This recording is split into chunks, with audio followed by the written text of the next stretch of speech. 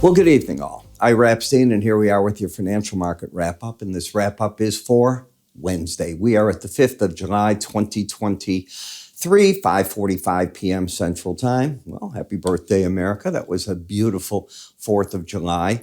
The weather has held up for a lot of areas. Others very hot. You know what's going on.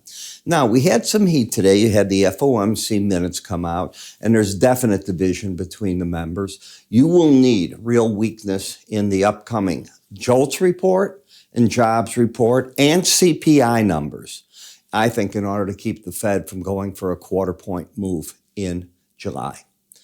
If you read the report, it's like, hey, let's give one for the team, even though I don't think we should do it. Let's go with that. Remember, they don't name who's doing what in the minutes. They're just giving you an idea what different people are thinking. And I think it's important that you take note of that. It was, as much as a unanimous vote, there was plenty of dissension to get to the vote.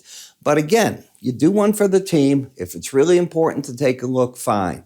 But now, if you have these reports that start coming out and they don't show problems, watch out.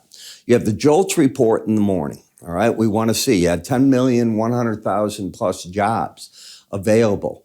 What's the turnover going to be? I keep reading reports that people that are taking jobs now are keeping them. They're not jumping over and over looking for the best, highest paying job, because what's happened is labor wages have now not spiked the way that they were. If they go up, they've gone up very little from where they were. That's very important. And what that does is it offers stability to the companies that have hired people. And I don't see that owners yet want to let go. You want to know why? What do you see that's weak in this economy? I mean, so far, everything's strong. So if even the Fed paper said that the staff said it could go either way if you get a recession or don't get a recession. I write about this in tonight's full research report. That's so important. So if I'm an employer and it can go either way, even with me raising interest rates, why am I letting people go? I know what you'll say. Well, you have a factory, your orders aren't quite as good. I can accept that. We've seen factory orders are down, but everything in the service industry is running strong. That too will fall off as we get into the fall. And in the Midwest, for example, the outdoor staffing will change a bit and things go on. But maybe at that time, the factories will pick up. I mean, you can only use your inventory so long, and if people have jobs, they spend. That nonsense from the Fed in San Francisco that there's not really a correlation between wages and inflation is nonsense, in my opinion. Want to remind you, got about 48 hours left on the Independence Day sale, and then it's gone. It automatically comes off on Friday, so you want to pay attention. Any of my research in terms of the morning subscriber video and or the ETF video and or my full research, they're half off. So give you an idea, if your introductory price were $7.95, I'm going to give that to you for what? Under $4. You can't get a McDonald's burger meal for that. You're going to get 22 days of videos, all my special reports, everything we've got. And yes, you can quit at any point. This is not a contract. You figure it out. Take half off is the best deal you're going to get from me. Because now what you're getting is, let's assume 1 year we're running at about $156 for my subscriber video, okay? You're going to get that for about, what, $75, $80? The full year full research, which is $600, is $3. That gives you all my written updates twice a day, Monday through Thursday, Friday updates, Sunday night updates, and all the special written reports. It's quite a bit. Go to iraepstein.com, just hit research, choose what you want. The computers are set for it already. Move your cursor to the top there, give a click, you'll see an icon. That will do the same thing. All right, so let's come back here and talk about tomorrow. We've got the JOLTS. We have the ISM service sector for June, and we have the S&P Global service sector numbers. Those are big deals. Then Friday morning, you get the all-important jobs report. So which way? The market is waffling a bit in stocks because it's saying, okay, if the Fed's going to go for another round of hikes, because this is going to be a bullish scenario for those reports, in other words, still strong markets, maybe you stop this rally temporarily. The 2 10-year note spread back to 100, but Both are making the moves to the highest they've been since March. Yeah, here we are in July, the highest since March. So they've come up, but the market seems to be careful here. Now, if you'll recall, when the market was in the 40 level last year, I was talking about, hey, I think this can go out to 100, the inversion. You got to 105, and I came out here talking about the fact that I don't think it has to go any further. I think it's time to take money off the table. I still feel that. So I think the level you're at right now doesn't hold a lot. I don't think you're going to 130 or 140. You could, but I don't see why you would on that scenario that I'm seeing. So just to give you an idea, and you see that here, OPEC has its meeting going on right now. Interesting, OPEC Plus, the secretary is saying, we now want other countries to join in. And I'm talking a number of them. So they're trying to bring Mexico and other countries now to join into OPEC. Let us control you. And I think that's the problem. It's nice to join an association, but you'll probably feel bullied by Saudi Arabia if you get involved in it.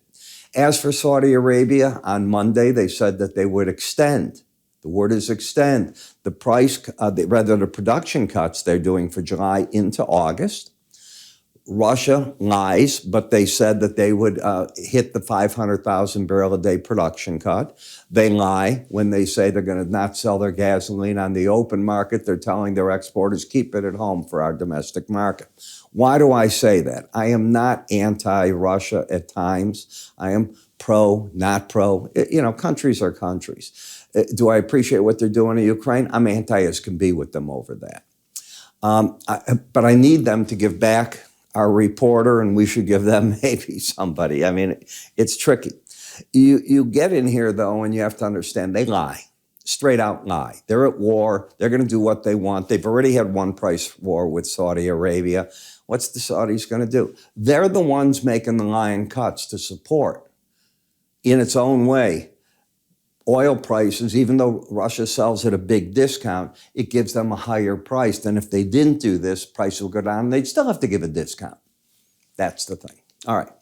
So when we look at the S&P for the week, you're down 0.16, big deal.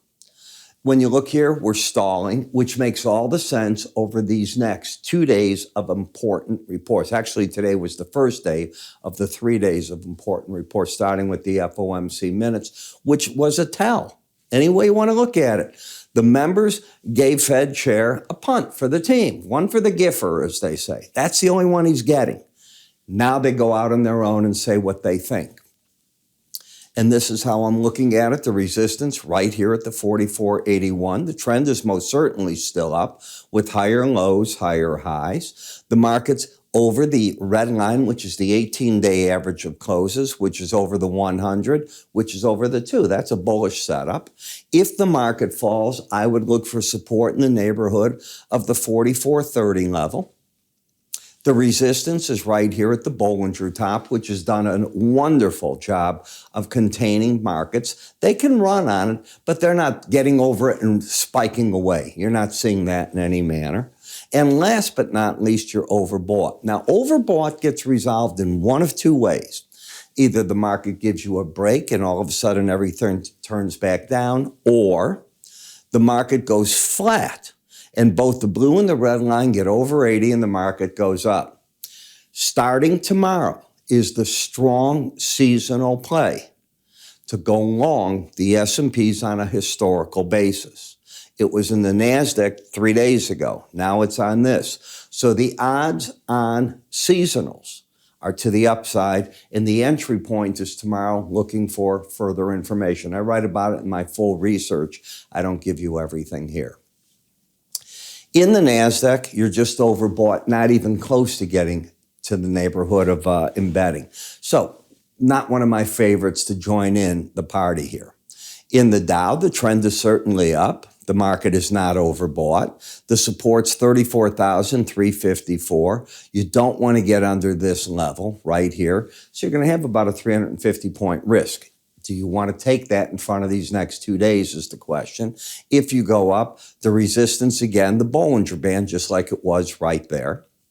In the Russell, you're backing off right now from being overbought. You still have readings in the 60, but that's not overbought. But you're not trending. If you are trending, it's down. What do I mean by that? Follow me. you have lower highs and lower lows. So if you close underneath 1884.70, you're under the 18-day average, a sell signal on a closing basis would come in on my work. Wouldn't want to see the price back over here. This would be the high of Monday. And I'd be looking for the market back into this 1839 level. When we come to the bonds, you're right back down to the numbers here. We have been with lower highs, lower lows. So the market's had a bent that way. It had been going sideways. Suddenly something is happening. Let me just point out what it is. I don't know if this will let me move it. Nah, it's not going to let me. I'm sorry. It's going to move stochastics. But if I went back, you had the sideways action. Now the arc is starting to fall away. That's a bearish sign, not a bullish sign, which means higher interest rates. In the 5-year note, are we going to embed? So as we come here, this one will let me do it. Don't ask me why. It's how I'm using this pointer, and it does it. So you can see both numbers are under 20. Both are under 20. Both are under 20. I'm embedded, which means now my horns go up, and I am looking for what? Ways on good rallies to get short, not long, thinking prices are still going lower. When the red line closes back over 21, I'll be out of that thought process. In the dollar index, I see an overbought market. Here's what overbought means to me. You either, in the next few days, embed or you correct that by breaking. And right here, would you want to deploy new money to find out? My answer is no. So I walk away from those markets. I do see the trend up, the bias up, the supports between 102.48 to 102.41. And if it keeps going higher, 103.33 is the resistance point. In the eurocurrency, because 40% of the dollar index is made of the euro, it flip-flops. It's the mirror the other way. So this is bearish at this point. Momentum down, trend down, not oversold, by the way. Will the pros sell? Well, if they do so at 109.36, let's call it, I would imagine they'd want to have a stop at 109.76, looking maybe they can get to 108.5. In the British pound, I think if the pros are doing anything, they're doing this. Okay, if I buy the market, this is what you got to be saying to yourself at 127.02. Do I feel like a tight risk trade of 38 points? If it gets under 126.61, I don't want to hang around there anymore. And I'm looking for the potential of the upper band. I think the pros are looking at that type of trade. I don't like the fact that you've got the momentum down and price still up. I like when they're going together, not fighting each other. In Bitcoin, you have an embedded reading. Until the red line closes under 79, I think the professional traders, the more sophisticated ones, they're buying these breaks. They'll get out if you get the red under 79, and barring that, they'll keep saying, oh, no, you don't get it. This market's going a lot higher. Then we get to the differential of Brent versus WTI. Look at how this differential is crashing in right now. Now, when we look at this, you can see it's not Brent that's been on the move. It's just sort of stuck here at the 18-day average. It's been the WTI that's been gaining on price. And again, we don't know what Joe Biden, our president, did, but I pray they bought some oil in here for this strategic reserve. They have blown it every time. So if I had a bet, unfortunately, I always bet against him because his staff, they don't do anything really on the right side, not when it comes to our energy policy. It stinks. They got a constant track record.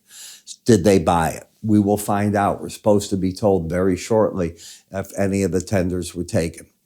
And then in the rebob, well, I just saw the API numbers, and they look to me reasonable, getting a decline in the gas, not in the gas, in the crude oil stocks, very flat in gasoline and diesel. I didn't think you were going to run anywhere for the July 4th holiday. I said it to you repeatedly here. Don't get involved in that market for that rally. It turned out to be very good advice. And in the nat gas, I told traders on today's Wednesday, Monday, I don't like this trade from the long side. I was playing UNG, not this, to be honest, for in my ETF. And we have a position there long. And I said, you got hot weather coming. You're not moving. And you're at resistance points in the futures. I'm not liking what I'm seeing. I feel good that I told them to come out. They did fine on that trade. So if you're looking to do fine, which is definition of, hey, I'm going to have winners and losers, but I'll throw ideas out at you. Well, then you want this research, iraepstein.com under research. Move your cursor up to the top. That's it. You probably have less than 48 hours now to get this. Remember, this is for new and returning members. I'm Ira Epstein. You have a great day. I will catch you all tomorrow, first thing in the morning. Take care.